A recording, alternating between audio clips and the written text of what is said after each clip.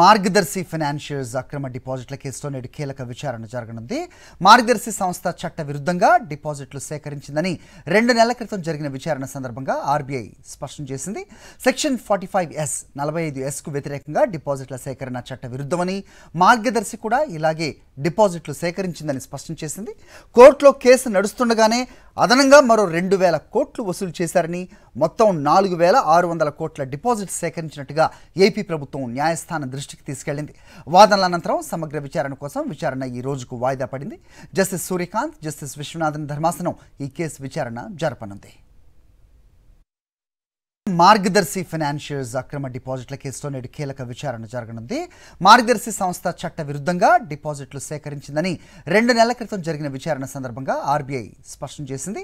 Section 45S 45S కు వ్యతిరేకంగా డిపాజిట్ల సేకరణ చట్ట విరుద్ధమని, మార్గదర్శి కూడా ఇలాగే డిపాజిట్లు సేకరించిందని స్పష్టం చేసింది. కోర్టులో కేసు నడుస్తుండగానే అదనంగా మరో 2,000 కోట్లు వసూలు చేశారని, మొత్తం 4,600 కోట్ల డిపాజిట్ సేకరించినట్టుగా ఏపీ ప్రభుత్వం న్యాయస్థానం దృష్టికి తీసుకెళ్లింది. వాదనల అనంతరం సమగ్ర విచారణ కోసం విచారణ ఈ రోజుకు వాయిదా పడింది. జస్టిస్ సూర్యకాంత్, జస్టిస్ విశ్వనాథన్ ధర్మాసనం ఈ కేసు విచారణ జరపనుంది.